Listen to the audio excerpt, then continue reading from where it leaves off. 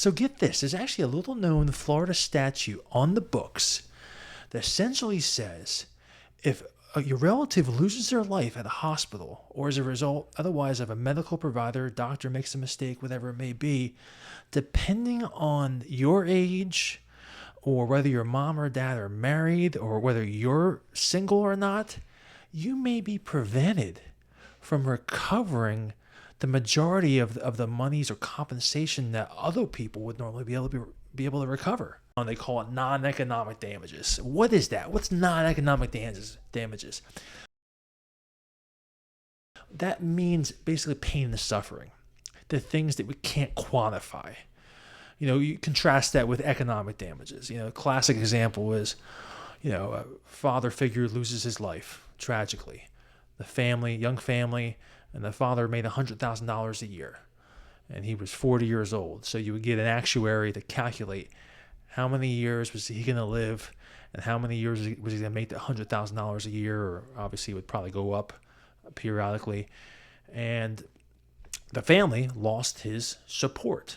And so when you look at a case like that, before we even get into the pain and suffering, we're looking at what are the economic damages, what this father would have provided over the course of many more years of living, and then what does the family lose out on. In those kind of cases, economic damages, the actual things we can quantify, salaries and so forth, can be very large, and they should be, because gosh, a family just lost their provider. But then there's other cases where that's not really the case, and that's what this statute tried to capture. And we'll get into more reasons why in terms of healthcare economics and so forth. But essentially, classic example is you are an adult, you're over the age of 25, and your parents aren't married anymore. I mean, that's either one parent's a widow or widower, or they're just not married anymore. And one of your parents passes away at the hospital, and there was negligence. Like mom or dad would have lived had the doctor or the hospital or other medical provider not made that mistake. So you instantly think, oh my God, that's a huge case, right? I mean, you're 30 years old, you lost your 62-year-old dad at a hospital. He's not married to mom anymore, or he's a widower. Hospital caused his death negligently, not on purpose, but negligently and recklessly, whatever happened exactly. So you think, oh my God, this is going to be $1 million case or more. My dad's gone. I love my dad. Well, in Florida, what the legislature decided to do back in 1990 was, in that case, all you're going to recover is dad's funeral costs, and that's about it. Because unless dad was supporting you full time, like you're a 30-year-old child, and maybe you're disabled or whatever the case may be, and you relied on dad for support to live, then you're out of luck, because the statute back in 1990 excluded these pain and suffering damages, this non-economic word that we hear about a lot. And they did so for policy reasons that we'll talk more about, but that's the deal. So you think, oh my God, I can't believe it. That would happen to my dad, and I can't recover anything more than his funeral costs. And that those stories are being told. They were told last year in 2025 in 2 different sessions before the Florida legislature of families who went through that exact story. Heartbreaking stories. Another example is perhaps even more tragic, is the adult child passes away. So you have a mother. It doesn't matter if the mother and father are married in this case. You have a mother and father, and they have a child who's over the age of 25, 30-year-old child, right? And he or she passes away. And he or she passes away because, again, the hospital, the doctor, whatever the case may be, made a mistake in the medical field. They're gone. Had it not been for that mistake that they made, that was below what we call the standard of care for medicine. In other words, it wasn't just a innocent mistake. It fell below how physicians or a hospital, whatever the provider was, is supposed to do their job. They didn't do their job, and your adult child passed away, and you must be thinking, oh my God, that's going to be $1 million case, right? If you have a mother and father in their early 60s, whatever, and they just lost their child.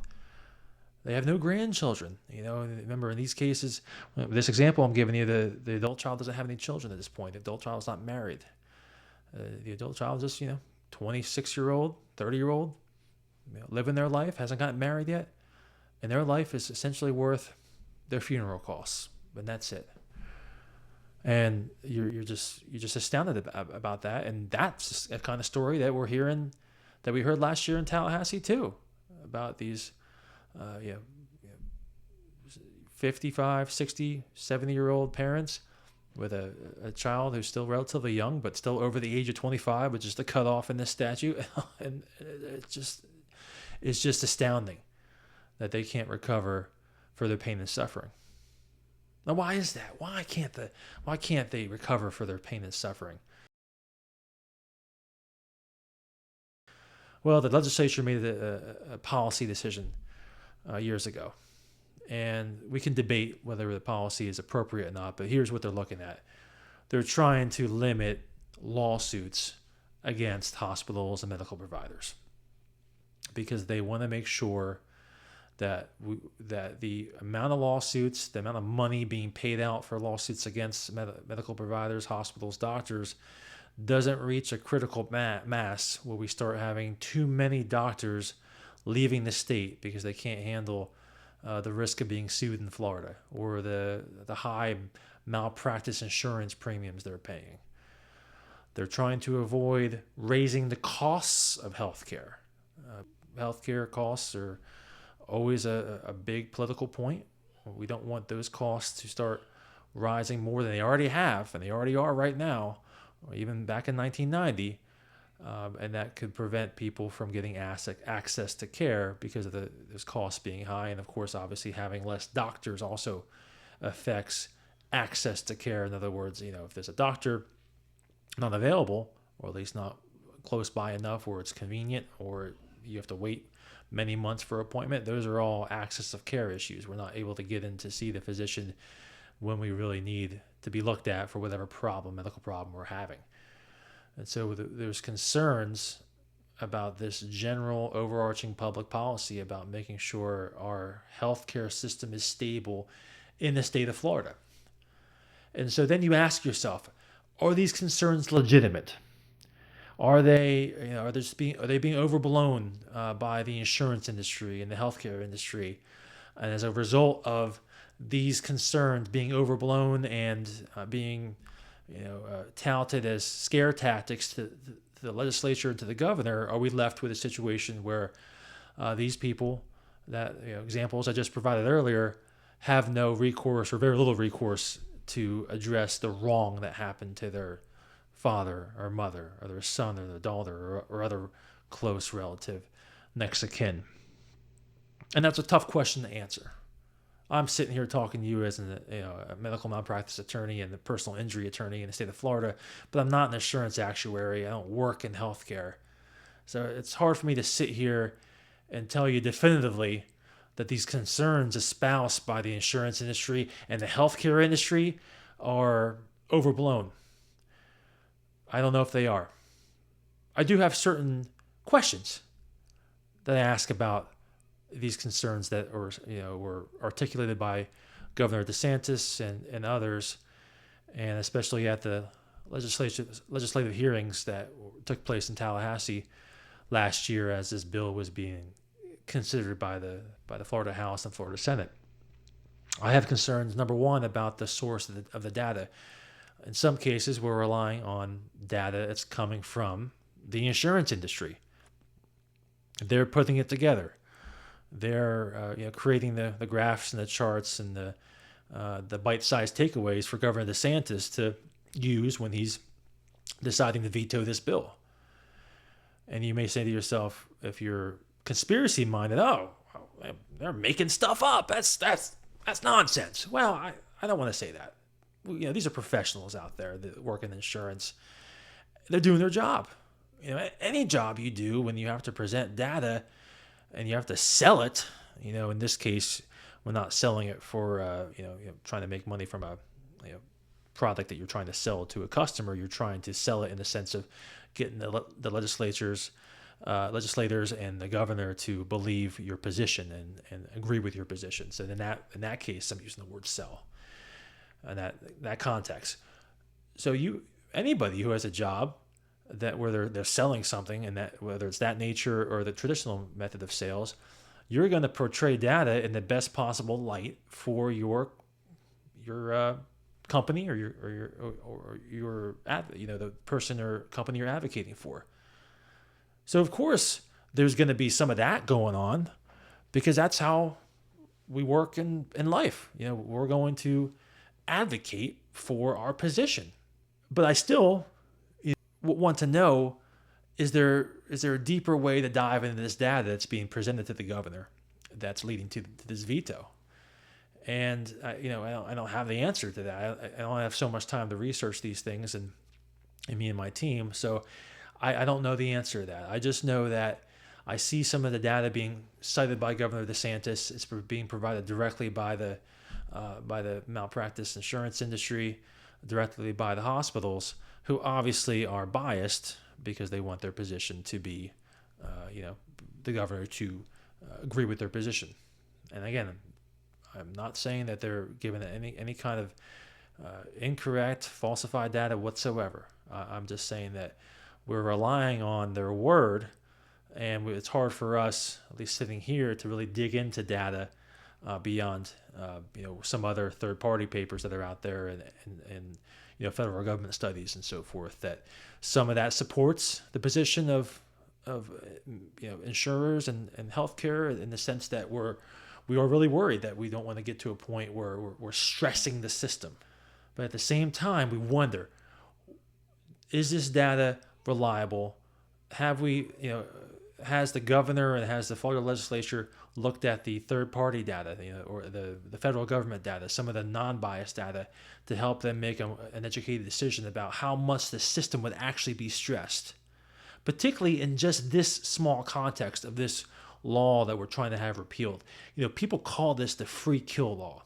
I'm not going to espouse that term more than once or twice on this podcast, because it does imply that and hospitals look at widowed elderly patients or young people that are over 25 as, if something bad happens to them, we're not going to be liable, so no worries. That's not how hospitals and doctors work. It does feel like that to this handful of families every year that are affected. Sabrina Davis, she testified before the Florida legislature about her father, Keith Davis, a Navy veteran. In 2020, he went to the hospital. He had a swollen leg, and it's tragic. He was talking to Sabrina on the phone a couple of days before he died, and he says something along the lines of, "Sabrina, I'm going to die in here," because they had not ordered, and they never did order any kind of testing to determine whether he had a clot in his leg, which he suspected. There were obviously tests for that, ultrasounds, MRIs, blood tests, other things. And Sabrina was over 25 years old, so she was considered an adult under the Florida wrongful death statute. Her dad was not married at the time of his death, and so she had no recourse for the non-economic damages, pain and suffering damages. Her only recourse was perhaps funeral costs. That's devastating. This is a woman who loved her father dearly, and obviously no statute is going to bring him back. But to be told that a medical mistake was made, and by the way, there was other work done after this in terms of looking at the mistakes made by that doctor. An autopsy was done. An affidavit was retrieved by Sabrina by an expert. The regulatory authorities did look into it and actually fined that doctor, get this, $7,500, and ordered that doctor to take classes on blood clots.